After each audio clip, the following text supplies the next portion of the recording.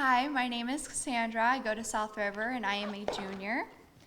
So I'm going to start off with the transition from elementary to middle school. I think we can all agree it can be quite dramatic. And at least for me, it went from really exciting to really scary.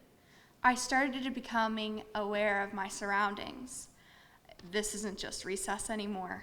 This is the constant sound of my divorced parents arguing. I got put in and out of my middle school twice, not knowing where I was going to live, where I was going to go to school, if I'd even see my best friends again. These were my worst fears. For the first time, I started feeling lost, confused, but most importantly, scared if somebody noticed. I started middle school. I made friends, I learned where my classes were, even all the new rules. But I looked forward to my 3A class, which happened to be AVID, because you had to get an interview to get in, so it had to be cool, right? Well, that was the first time any teacher genuinely tried to get to know me, Miss Taylor. Thanks to her, she focused my attention onto school, and outside of school does not matter. She shared tips, tricks, and past personal experiences that I believe went far. That year, and that year only, I made principal's honor roll. For the first time, I felt confident, but that confidence only went so far. Then it all came back. The fear, the depression, it found its way back into my life, significantly scarier than ever. I'd come to know that my great-grandfather, great-grandmother, and grandmother had all passed within the same 12 months. Also, during that year, my greatest injury had been stripped from me.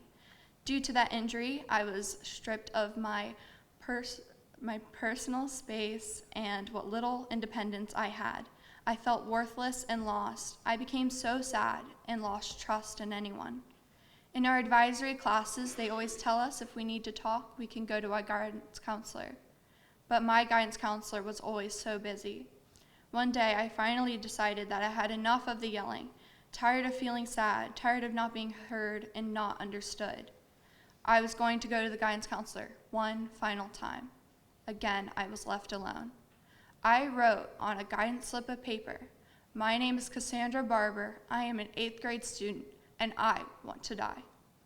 Those 4 words are more powerful than I could ever imagine. And later that night, I was surrounded by my worst fear, the unwanted attention. My dad and my mom, we were all talking about how I feel and why. That's all I ever tried to avoid. I have always kept to myself, exploring my sexual identity, my depression, and my anxiety were all things no one could ever find out. Everyone has their own issues, and I believe these were mine. That uncomfortable time came and it passed. Then came high school, where all over again, I had to decide who I was going to live with, where I was going to school, but now, will I even pass high school? I started high school with the thought that I would never become somebody. I would just be an extra in the background. I was worthless, I am stupid, and no one will ever like me. I believe challenging your limits means you pause long enough to understand what it is all about before deciding what to do. For me, challenging my limits was overcoming the feeling of worthlessness. It took years and the right people in my life to help me overcome my so-called limits. There are 7 steps that I have learned can help anyone overcome their limits. Step 1, find someone to help push you. This person is my best friend. She saw me for me and not the persona I put on. She told me a positive attitude will go far, and she always had a smile, which I believe means a lot. Step 2, take on a little more than what you think. Now, my dad has always told me, plan for more than what you think, and eventually you'll be able to do it, and not only do it, but make it look effortless. Step 3, imagine reaching your next goal. Now, my mom has always said, if you really visualize your goal, eventually it will be complete. And step 4, look at how others reached to where you want to go. Now, I don't know where I want to go, but I just look around the people in my life. They are all different, yet all the same. They each have different backgrounds, thoughts, opinions, and aspire to do different things. But they achieve their goals relatively the same. They all reflect on past experiences, missed opportunities, but decide the past has only helped them to become more successful and wise for the time coming. Step 5, inspire yourself to action.